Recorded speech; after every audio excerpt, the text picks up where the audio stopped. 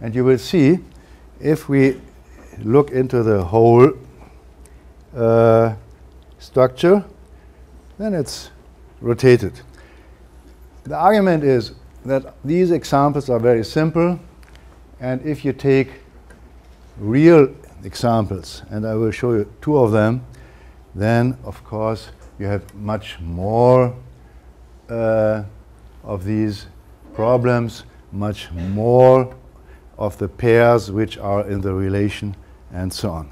So, and you easily can see in this case the 6 problems, and here indeed we have a Hasse diagram, and F is above, and we do not need the arrows, and A, the most simple one of the 6 problems, is below. And if you combine not only arithmetic but all the curriculum content, for instance in this case of middle school in California, and add what are the other contents, then you get this huge amount. And you see the algebra structure is just here, and this is part of an even larger structure. And the e-learning system has to handle these really large structures. And the efficiency, of course, increases with higher number of problems as long as they are structured. Unstructured problems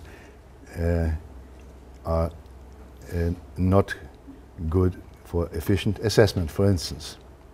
And these, for our 6 problems, are the possible learning paths. Of course,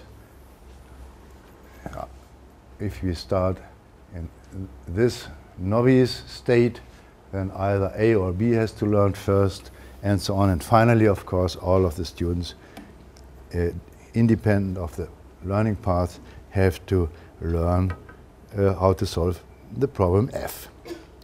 I would like to introduce you another very important concept which Farmani and Dorion developed. It's the concept of outer and inner fringe.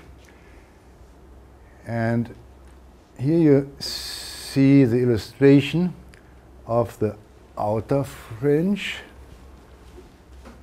It's these 3 problems, and the state is this one, is represented by this Venn diagram.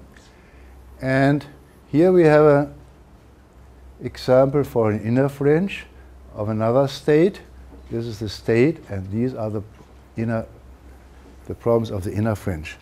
So what are these inner and outer fringe?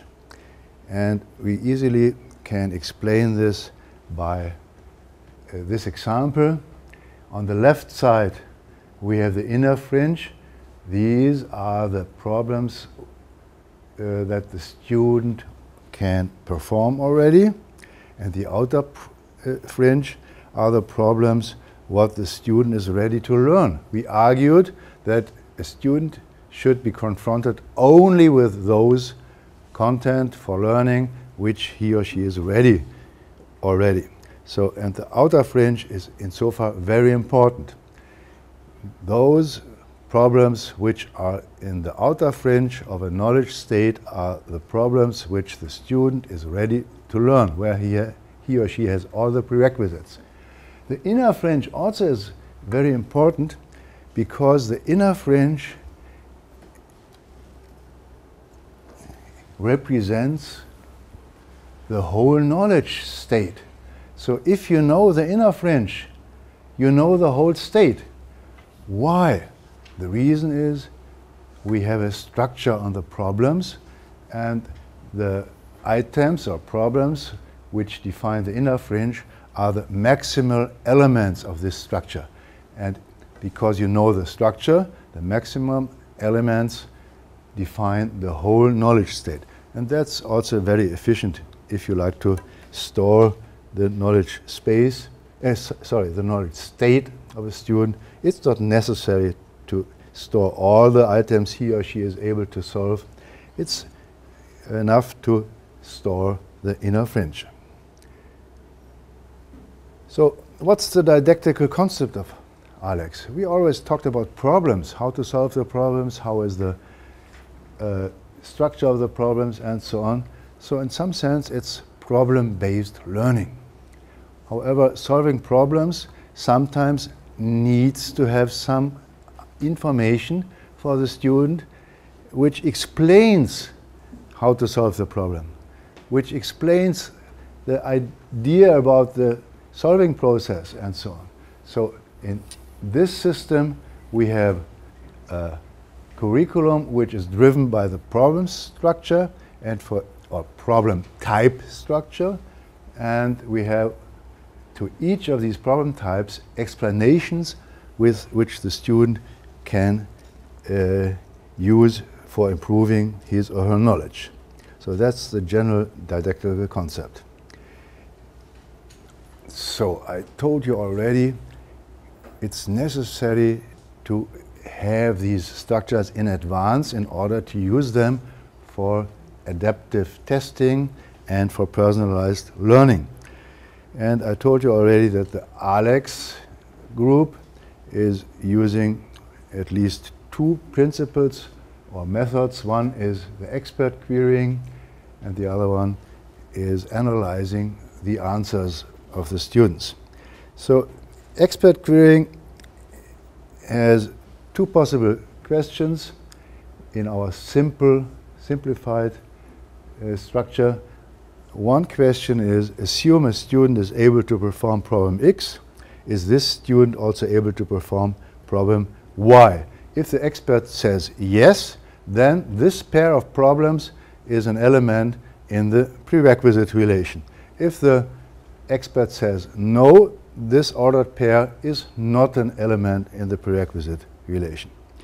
We can get the same result if we ask to the expert, assume a student is not able to perform Y.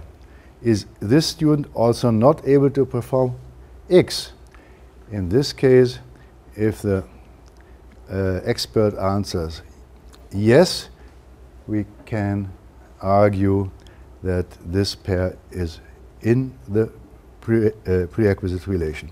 The first question is in terms of surmise relation, and the second question is in terms of prerequisite relation. However, the structures are equivalent, so we can use either this or that method for expert querying. Another approach is to analyze the answer pattern.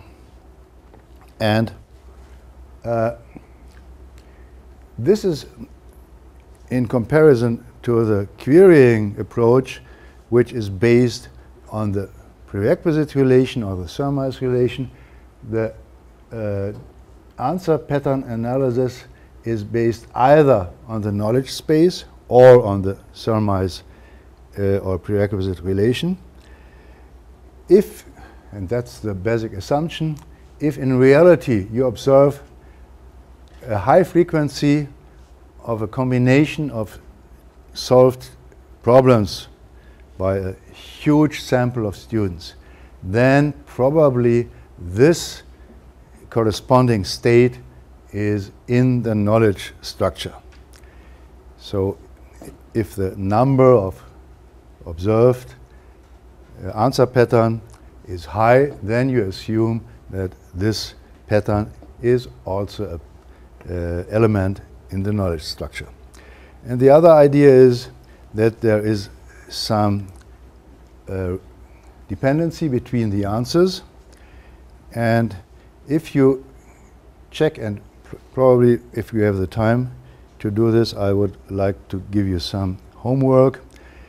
If you take a pair of problems, then you have for each of the two problems the chance that it's either solved or not solved. So you have a 2 by 2 table, and if in one of these cells, one of these 4 cells, the frequency of this combination is very low or even 0, and the other cells have frequency larger than 0, substantially larger than 0, then you can conclude that this pair is in the prerequisite relation. And one homework might be to argue why is this the case and which of the cells, of the 4 cells, is the cell which has diagnostic value. So in order to continue with another approach, we want to extend knowledge space theory, which is in principle a behavioral model, which is just on solving problems or not solving problems, and does not explain how and why this structure comes from. So in my group, starting already when I was a professor at Heidelberg University, we asked ourselves, what's behind this structure? What's the reasons for these? What are the reasons for these structures? And one is the demand-based component approach. We analyzed problems of a knowledge domain with respect to the cognitive demands they pose to the learner. And these cognitive demands are considered to constitute the elementary components and attributes for characterizing and constructing the problems, and to establish the lessons presented to the learner. So these cognitive demands, which we tried to figure out, have 2 functions. One is they are the basis for structuring the problem. Second function is to create lessons for the student. The basic research was done by Theo Held, a former doctoral student of mine. Here we have an example from elementary probability theory. An urn contains 3 red and 3 blue balls. 2 balls are drawn successively, and so on and so on. Compute the probability of this event. So a very simple task. I hope you are able to solve this task. And we have another 5 of them. So in total we have 6 of these problems labeled capital A, B, C, and so on until F. Please have this into your mind in order to understand the diagrams. So the question is how to generate a hypothesis for the structure of these 6 problems. I would like briefly to explain this. We first define the demands which are involved by these problems. To find the demands in this case is not so difficult because you have good textbooks for elementary probability theory. You can check what are the explanations, solving the problems, and so on. And probably demands in this case are those knowledge pieces which the students needs to know in order to solve the corresponding problem type. And we found for this knowledge domain, which is of course very restricted, elementary probability theory, we found in total 11 of these demands. The characterization or abbreviation for these demands is by these Arabic numbers. Please keep in mind that these numbers 0 to 10 are assigned to the demands, which are explained here. For instance, demand number 7 means that the knowledge is required that the probabilities are multiplied for 2 events A and B that are stochastically independent. So this is one of the knowledge pieces or the demands.